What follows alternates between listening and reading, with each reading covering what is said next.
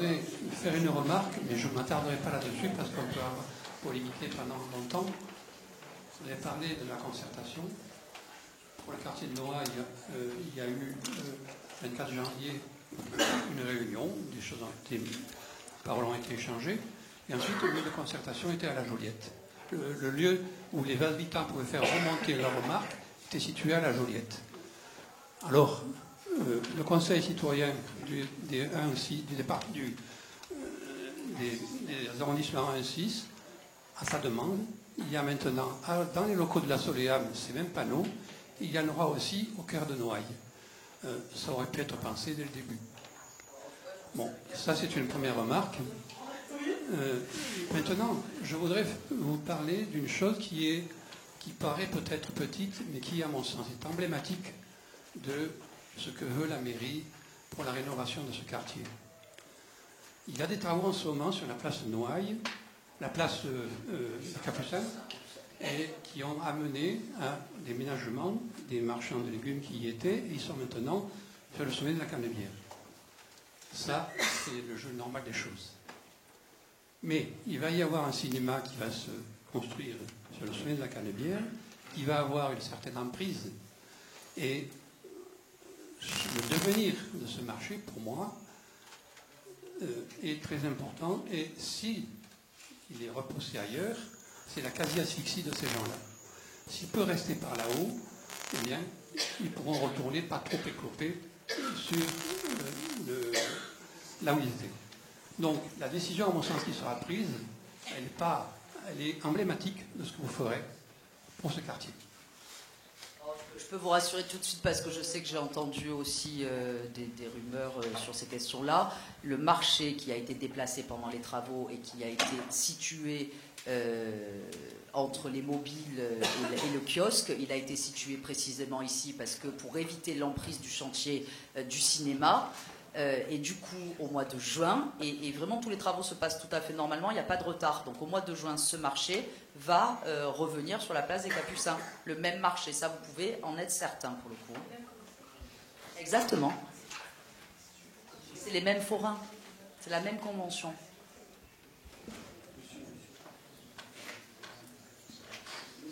Oui, d'abord, je voudrais saluer Mme Bernasconi d'être venue et de s'affronter à, disons, un certain scepticisme que je partage. Mais en même temps, je voudrais dire que je ne suis pas sûr qu'elle ait les moyens de son ambition. Vous voyez ce que je veux dire? De ses ambitions.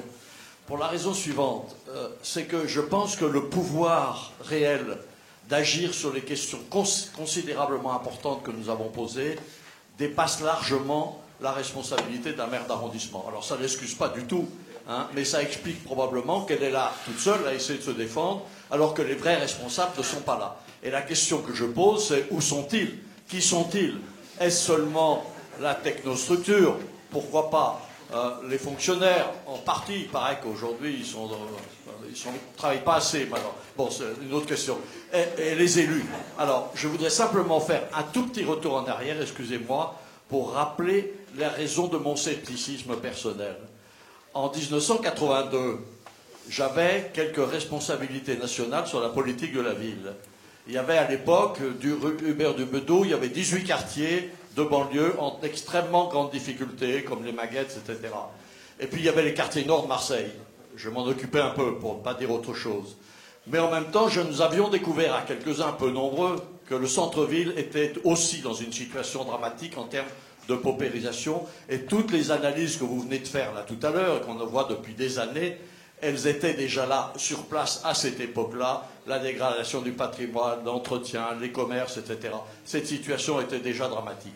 Et nous avions obtenu de façon un peu miraculeuse, excusez-moi, j'avais un certain pouvoir à cette époque-là, de faire que le centre-ville de Marseille, c'est-à-dire Belzins, soit classé le 19e quartier d'habitat social, en dehors de toutes les règles normales de l'habitat social tel qu'on le concevait. Voilà, en 82, c'était un quartier dit d'habitat social de la politique de la ville, et on avait désigné un chef de projet, je ne donne pas son nom parce qu'il est très connu aujourd'hui, ça lui ferait du tort peut-être, peu importe, mais il avait pris la décision, et la décision avec le maire à l'époque, de travailler essentiellement sur la gestion de proximité. Ça voulait dire les problèmes d'entretien, de nettoyage, de circulation, de transport, etc. Tout ce qui était la vie quotidienne des gens.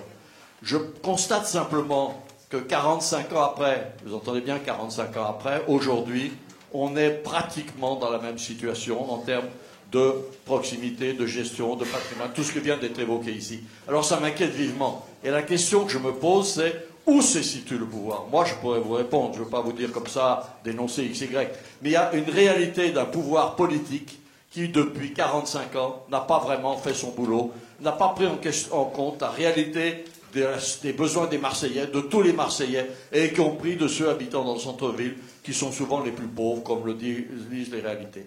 Donc voilà, moi la question, alors, encore une fois, bravo Madame Berlusconi, vous avez plein d'idées, mais à mon avis, c'est un épiphénomène, vous n'êtes qu'un épiphénomène, excusez-moi. Non, mais vous avez d'autres responsabilités politiques ailleurs, mais peut-être que vous pourriez intervenir auprès de ceux qui ont réellement le pouvoir, vous les connaissez aussi bien que moi, pour faire en sorte que maintenant, on tape du poing sur la table et on dit ça suffit. Les pérégrinations, les petites histoires, les bricolages, etc., c'est pas sérieux. Il faut vraiment faire en sorte que, comme dans d'autres villes, et j'en connais heureusement beaucoup, on a réussi la restauration, la rénovation du centre-ville et l'attractivité du centre-ville. Merci. Alors, juste, oui, Monsieur, je parle pas. Je vous donne rendez-vous dans 2 ans pour qu'on constate ensemble ce qu'a un tout petit niveau, et j'en conviens vraiment, parce que croyez-moi, c'est beaucoup d'énergie investie, mais quand même, j'espère qu'on pourra constater ensemble des avancées réelles. Bon, quand tout ça sera sorti de terre, et vous verrez que quand même, ça sera substantiel. 2 ans, c'est court quand même. Hein, c'est parce que ça commence bientôt, heureusement, ouais. Ça fait déjà 3 ans qu'on y travaille. Juste, oui, on va peut-être juste une remarque pendant que rebondir sur le commentaire qui vient d'être fait et la réponse qui a été donnée. C'est vrai qu'il y a un enjeu majeur sur la gouvernance et d'un projet global de requalification. Et là, je ne sais pas si vous pouvez apporter plus d'éléments concernant Ambition Centre-Ville. Je veux dire, comment se gouverne ce truc? Ce truc se gouverne, je l'ai dit un petit peu tout à l'heure, c'est un travail collectif où chaque élu en charge de responsabilités sont présents à des réunions où quand une décision est prise, elle est prise de manière collégiale. Alors elle est inspirée par la concertation, je ne vais pas revenir là-dessus, mais elle est prise de manière collégiale et après c'est responsabilité commune. On évite justement le morcellement des responsabilités. Oui, ils font ce qu'on leur dit. Ils sont... ce sont les opérateurs de la ville de Marseille, pour le coup, là, la Soleam. Et donc, une fois qu'une décision est prise, on dit à la Soleam, il faut faire. Il faut faire la rénovation du marché des Capucins. Pour le coup, là, on a un exemple complet, c'est la Soleam qui a été mandatée pour faire. Et la Soleam a fait la rénovation du marché des Capucins. C'est sans doute un petit peu plus compliqué que ça. Non, alors là, pour le coup, non. Bon, la rénovation de Noailles et de la place des Capucins est financée par la politique de la ville. Politique de la ville, sous maîtrise d'œuvre de la Soleam. Donc c'est l'État. Donc c'est l'État qui finance. C'est l'État qui finance via la politique de la ville. J'ai déjà donné une grosse partie de mon budget de petit maire de secteur. Et voilà, donc c'est collégial. Non, sincèrement, non. Il se trouve que c'est un projet qui était porté par le ministère de la Ville. Mais c'est pas grave. Il y a beaucoup d'attentes là. Donc on va prendre 2 ou 3 questions et avancer ça. Bonjour. Je vais essayer de faire un peu court. Je suis sorti en 2012 de l'école du paysage. J'interviens à différents endroits autour de l'agriculture urbaine, du compostage et compagnie. Et tout ça pour dire qu'à Marseille, d'après mon expérience, et petite elle est parce que je suis récemment diplômé, toutes les petites pierres qui sont faciles à être déplacées dans les autres villes deviennent réellement des vraies montagnes à Marseille et très compliquées. On est venu me chercher il y a quelques années pour donner des techniques et expliquer et sensibiliser autour du compostage des allées Grand Bêta, par exemple. Dès lors qu'on a installé les allées Grand Bêta, nous ont grosso modo, ça a été l'espace test qui a bloqué les autres interventions de compostage pendant 1 an, parce qu'il fallait voir si cet endroit allait fonctionner avant d'en mettre à d'autres endroits. Donc je voulais dire qu'à Marseille, il y a toujours aussi ce petit jeu comme ça qui est très très compliqué, de choses qui se transforment très rapidement en des choses insurmontables.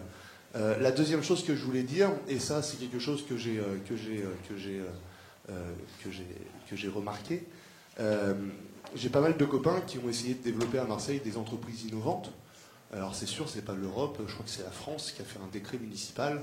La ville de Marseille et le territoire de la métropole n'ont jamais statué sur ces aides fiscales pour les entreprises innovantes, du fait que finalement j'ai rencontré pas mal de gens qui sont partis du territoire parce que la métropole a mis du temps à sortir de terre et finalement la métropole n'a toujours pas statué sur des choses comme ça.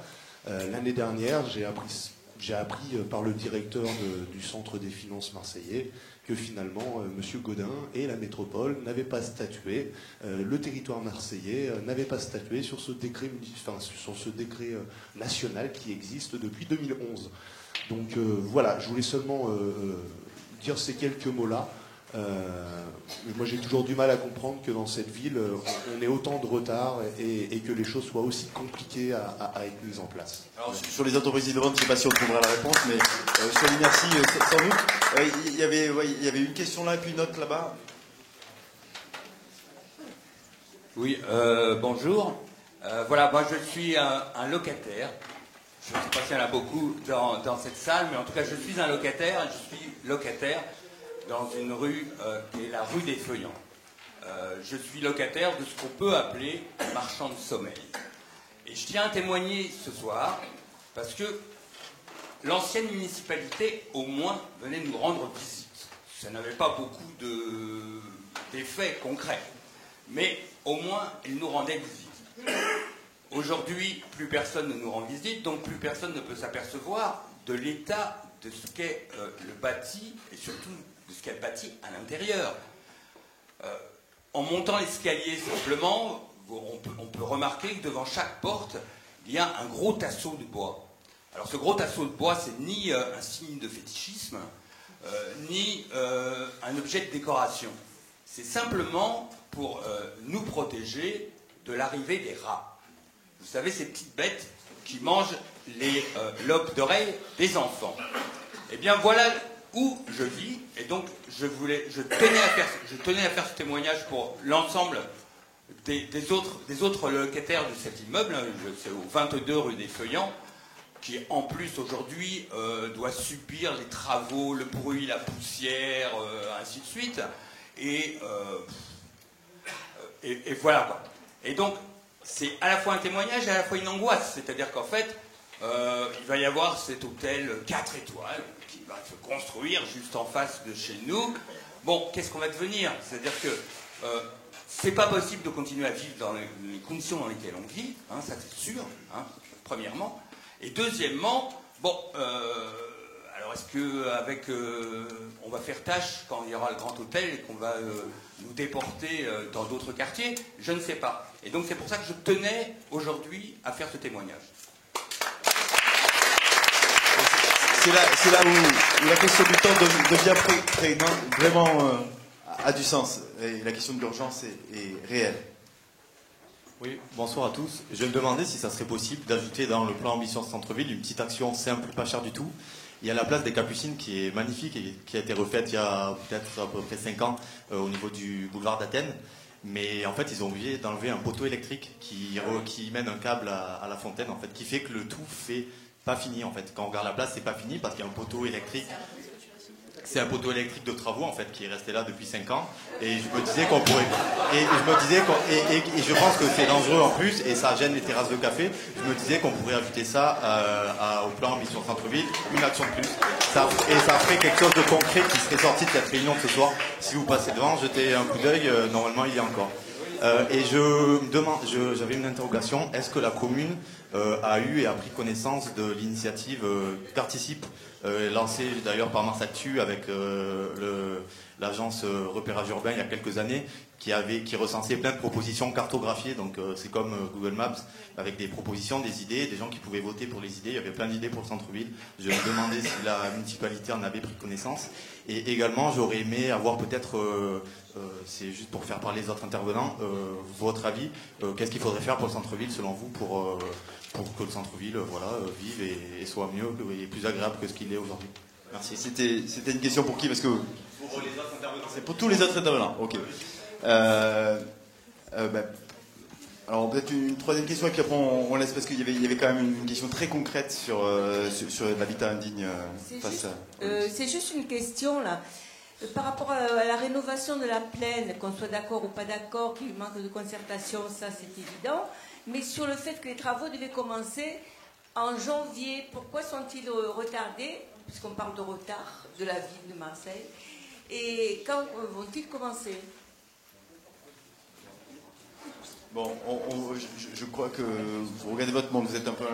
le temps passe très vite. Oui, alors peut-être un début de réponse sur la question du logement de monsieur Rue des Feuillants, mais ça pose très concrètement la question de comment on met en œuvre des politiques rapides sur l'habitat indigne.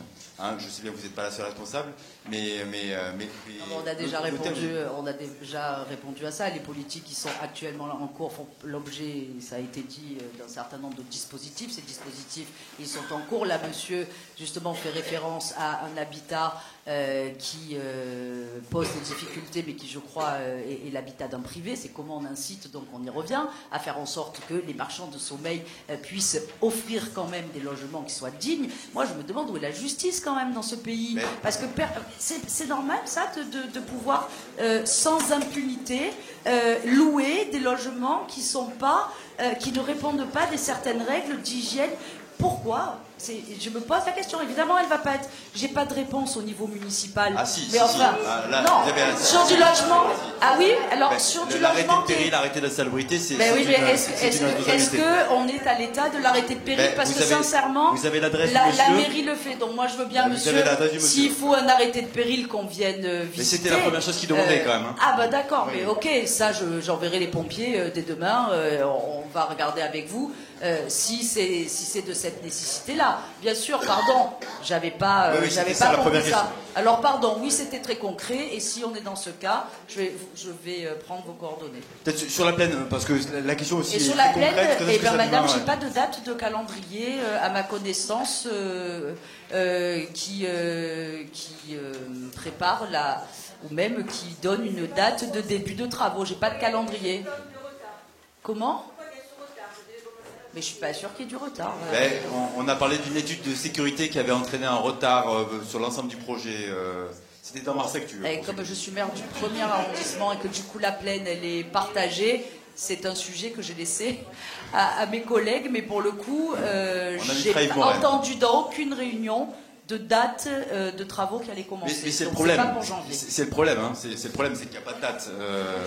Pour la plaine, c'est qu'il n'y a pas de date. Le problème. C'est le problème de la dame. Il n'y a pas de date pour les travaux. Ça laisse le temps de pouvoir discuter encore, parce que d'une part, il n'y a pas de date, d'autre part, je crois qu'il y a des besoins de concertation. Écoutez, moi, je ne peux pas m'occuper de tout. Hein. Juste un rapide tour de table et après il faudra peut-être conclure parce qu'il est 22h30 et je crois que certains ont des babysitters.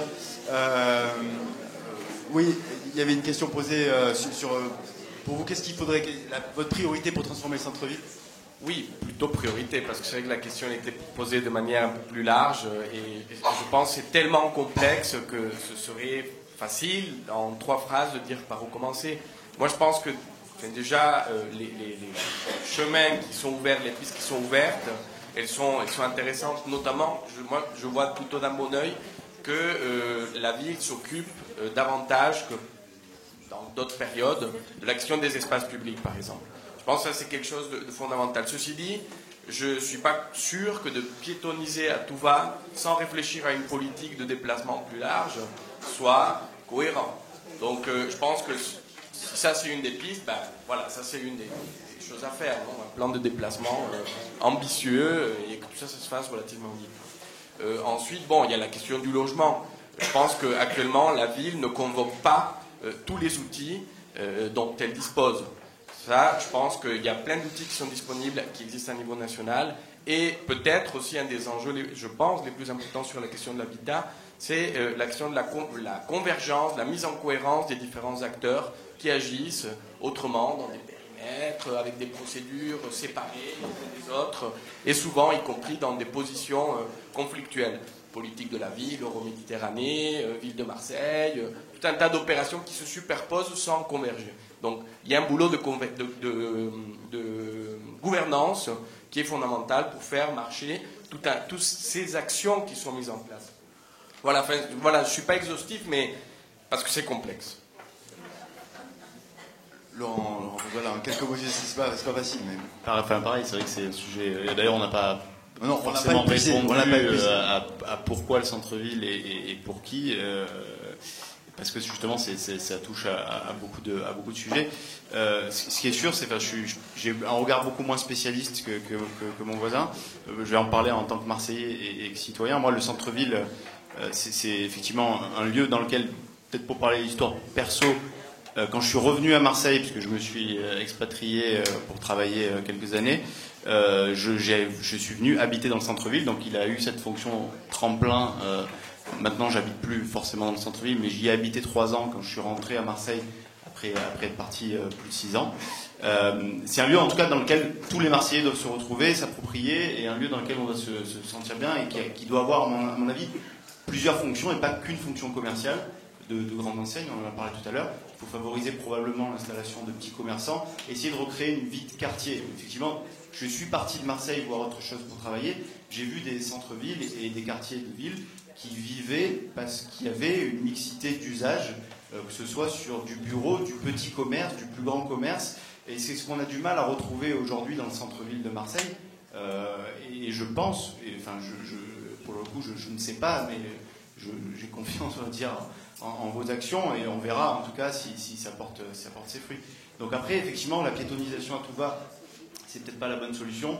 Malgré tout, il faut réfléchir à un plan de mobilité, et notamment en développant des transports en commun et en essayant de limiter l'usage de la voiture en centre-ville, si possible, pour justement que le centre-ville de Marseille soit plus agréable, avec des trottoirs dignes de ce nom, dans lesquels on puisse passer avec des poussettes sans devoir éviter une voiture en double ou en triple fil, un fauteuil roulant, etc. Donc ça, je pense qu'effectivement il y a un sujet là-dessus, et puis essayer de développer des initiatives un peu innovantes, que ce soit sur des lieux comme le nôtre qui, à leur petite échelle, essayent d'apporter quelque chose d'un peu nouveau dans justement le mix des usages. Mais monsieur a parlé de l'agriculture urbaine. Je pense que c'est des sujets hyper intéressants aussi à travailler en ville, que ce soit sur des toits plats de ville ou dans d'autres espaces. Pour moi, c'est ça le centre-ville. En tout cas, ça doit être un lieu agréable pour toutes les couches sociales d'une population. Et pour le coup, c'est le cœur de la cité, donc c'est l'endroit où tout le monde doit pouvoir se retrouver. C'est comme ça que je le vois et je l'imagine. Merci. Donc même chose peut-être sur la façon d'associer la population et de participer au projet de transformation de ce centre-ville. Moi, je pense que pour originaliser le centre-ville, il faudrait voir des projets du développement. J'arrive plus à parler, excusez-moi. C'est là, voilà. Voilà, plutôt développer le côté social et économique. Je ne parle pas parce que je suis dans une association de commerçants, mais l'économie, c'est quand même le nerf de la guerre. Et le côté social est très important, parce qu'on a vu qu'il y avait des problématiques importantes d'insalubrité, d'insécurité. C'est des projets qui Oui, c'est la convergence de toutes ces complexités qu'il faut arriver à mettre en musique. Un dernier mot, Madame Berlusconi, avant qu'on se quitte. On peut prolonger le débat ensuite. Et il y aura d'autres débats, hein, on l'a dit. J'ai beaucoup parlé, alors vous savez quoi, je vais paraphraser. Une association qui existe déjà dans le centre-ville, juste un centre-ville pour tous. Ils sont d'ailleurs partenaires dans Mission Centre-Ville, ça on va vraiment l'avoir choisi, mais effectivement. En tout cas, je vous remercie d'avoir tous été présents. C'est bien résumé, alors permettez-moi de vous l'avoir emprunté. Un bel emprunt. Alors je vous rappelle que ce débat a été organisé par Mars Actu, que c'est un journal indépendant qui vit de ses lecteurs. Et donc vous avez tous une petite carte et 10% jusqu'à dimanche. À bientôt. Pardon, Diamo, rendez-vous au dimanche de la Caluire qui reprennent le 25 février. Ensuite, je fais la petite annonce culturelle. Donc 25 février, dimanche de la Caluire, avec le Nouvel An chinois. Entre autres.